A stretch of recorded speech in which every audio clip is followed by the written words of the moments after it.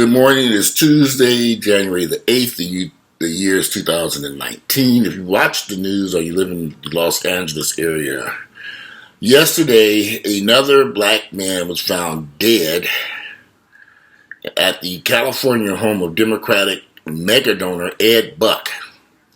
This is the second black gay man who's found dead from a possible drug overdose. I really don't know what he died from just yet, but we can imagine it's from a drug overdose. One man died about 18 months ago. I did a video about that. Ed Buck, a video about his death at Ed Buck's. Ed Buck had hired this particular man who was an escort and was paid to come over and use drugs while Ed Buck administered drugs to him. At least that's what was said by people who've been to his home previously. The one who died the first time was dead, so we really don't know who administered what. Did he do it to inject himself with methamphetamine or drugs? Did Mr. Ed Buck inject him with the drugs and watch him to see what happened? But here's my take on this. So now we got another black man who's died at this man's house, and he has not been arrested. Now, if this ain't white privilege, I don't know what is. What else could be? Had that been a black man who has had two white women overdosed on drugs in his house, the first time it happened, he would have been behind bars. There would not have been a second time. So in this case, it's almost odd that this man has allowed to remain free to harm someone else. Because truthfully, had this been a black man, it's just the truth of the matter, and it had been a young white girl or a white man the first time around, and then the second time around, and they ain't slapped no handcuffs on this man yet. White privilege, money, wealth. And I was having a conversation a few weeks ago with several friends of mine, and they were talking about white people and the opioid addiction problem. But what black folks don't seem to understand, when you turn on the news and the white people are discussing, the white media is discussing the opioid addiction, but mainly they're discussing how it's harming the white young youth, not all of them. How it seems as if they're focusing that this opioid addiction is mainly in the white community, which is false. I've had several family members who have struggled with opioid addiction over the past few years. One of my cousins ended up going to prison behind this. Man, he never been in trouble his entire life. Got strung out on drugs after injury on opioids.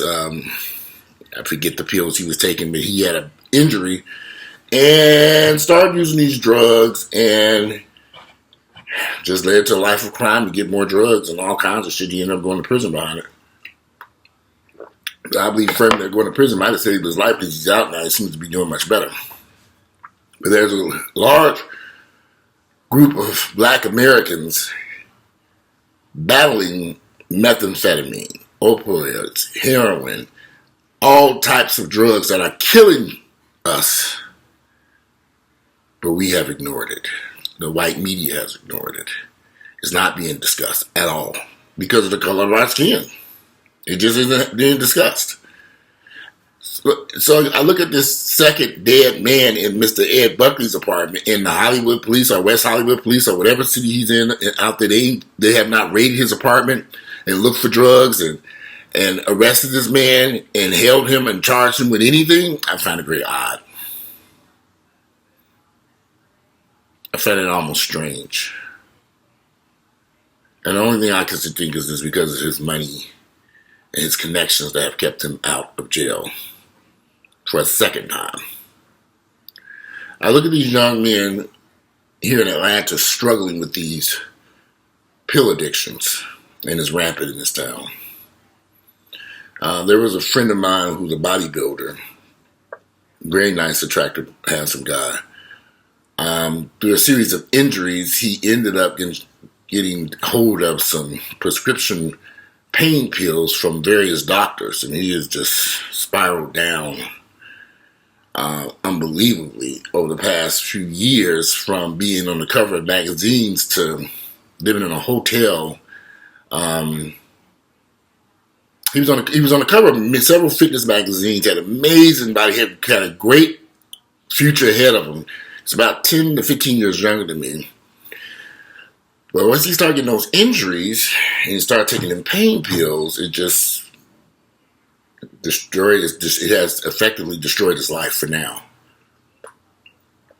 It's funny because I go to his Instagram page consistently look, and I see he's back in the gym now. He's looking better, but it's not as. He's had several relapses. I guess the point I'm trying to get you all to understand is that Black Americans are dying in record numbers from these drugs that are sweeping across the United States.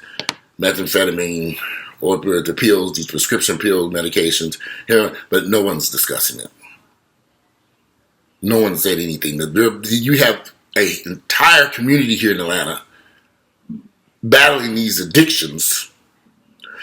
But when I go on to Facebook and Instagram, all I see is people talking about, well, the white folks, they're locking them up, they're trying to get them help. But what they don't realize is that the problems that are happening in white America, the storm that's going on in white America is a motherfucking hurricane in Black America. And I'm just shocked at some of the stuff I read, and I'm thinking, do these people not get it? Do they really think Black folks are immune to these addictions?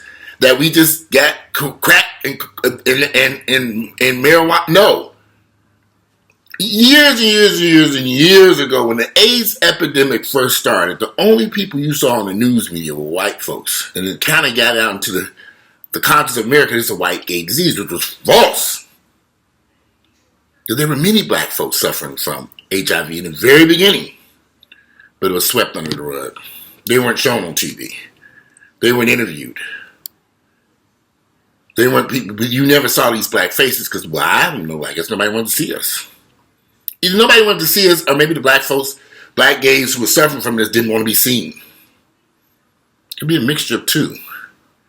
Especially when you grew up in a household, like I said, when the parents are constantly telling you, sweep it under the carpet, don't say nothing about it, don't say a word. And that might be the reason why there's so much silence about the addictions that are sweeping in our communities and killing folks. And that's why you don't see it. Maybe that's why we don't see it on CNN or Channel 2 News or ABC or Fox, or whether you don't see it on Fox in that way. You're not seeing this. You're not seeing us and what's happening in our communities. And if you think that you are immune from this, you are a fool. I had surgery several times, and they gave me these prescription pills. I took a few of them just to get through the pain. And I said, knowing what I know about these pain pills, and the people I know that have, I need to be careful with them things and then get rid of them. Once I was through the pain, I said, okay, I'm feeling better. I'm not taking it. Because I would kept popping in pills because they can be very addictive. They will kill you. It's like they're killing thousands of people. But again, like I said, in the Black community, it's not being discussed. It's like a secret. A horrible secret for some odd reason. And so since we keeping things secret, which this is what Black folks do, you love to keep stuff a secret. For whatever reasons, we just love to keep everything we don't want to discuss. You know, my mother, I love with all my heart, but the stuff that my mother, every day I find out something new. And I just look at my mom and say, why haven't you said anything? She never goes, she doesn't want to say nothing about nothing. I mean, it's just shocking. I'm like, Mama, we've had this discussion. Please, stop. Because eventually I'm going to find out anyway. Just spit it out. There's so much stuff going on in my family that maybe she doesn't want to burden me with it. But eventually I'm burdened with it in the end. It's like, okay, now we got to correct this mess. So I'm just so many, we keep so many secrets. It's not healthy for our community. And I've gotten to the point where I know the news media will only depict us doing criminal behavior. Because that's all they care about is the crime and mayhem and confusion. They don't care about our health, our well-being. We have to care about our own health, and we have to quit being so motherfucking naive. Those guys who were going to Ed Buck's house to do these drugs, they were addicted. There's no way you're going to go to somebody's house knowing somebody's injecting you with drugs unless you really want these drugs. And he had the money to buy these drugs. This is the reason why this man should have been arrested, because he was in. And I can imagine the amount of people, the guys running in and out that apartment on a regular basis, and everybody knows what's going on, and nobody cares. Your neighbors don't care.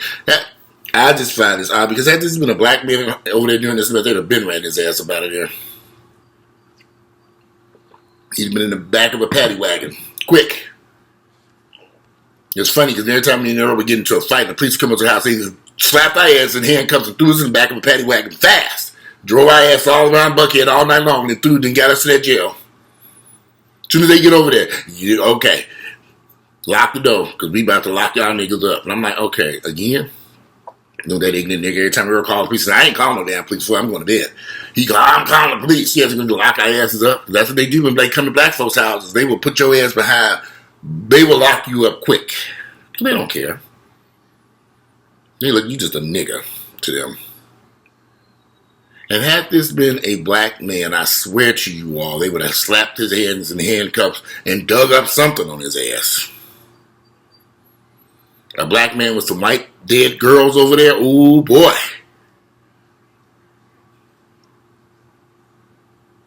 So, but anyway, there were people out there were protesting outside his home yesterday. You can Google the article. Just Google Ed Buckley. Ed, it's a bunch of articles. There's a good one.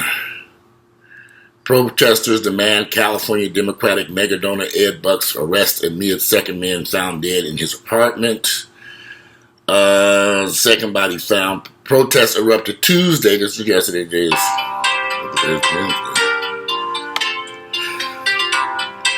You know, I'm going to have to take this call. I'll be right back in 1 minute. Alright, so I'm about to conclude this video now. I got to run to the doctor's office. They're going to get me in there because I ran out of blood pressure medicine. I had a hell I did that. I'm going to run over there. I'll see you all later.